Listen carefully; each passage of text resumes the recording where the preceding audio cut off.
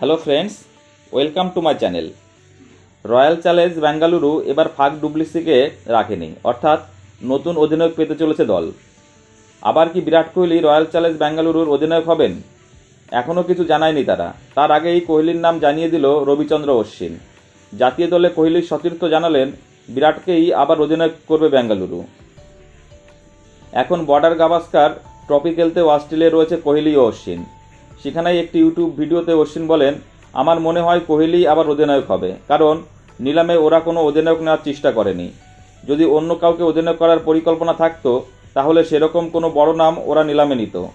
তাই কোহলি ছাড়া আর কাউকে দেখছি না যে বেঙ্গালুরু অধিনায়ক হতে পারে।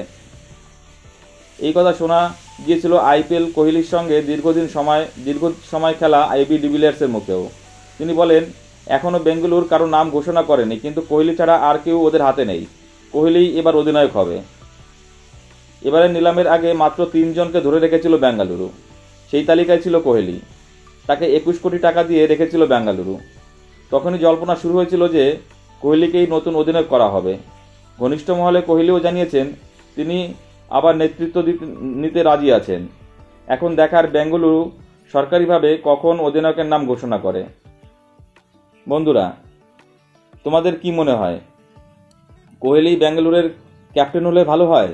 এবং কে কে বেঙ্গালুরুর ক্যাপ্টেন কোহলির হাতে এবার ট্রফি দেখতে চাও? প্লিজ কমেন্টস করে জানাও। আর ভিডিওটি ভালো লাগলে অবশ্যই লাইক, কমেন্টস এবং শেয়ার করে দিও বন্ধুরা, এবং চ্যানেলটি সাবস্ক্রাইব করে দিও। সকলে ভালো থেকো, ধন্যবাদ।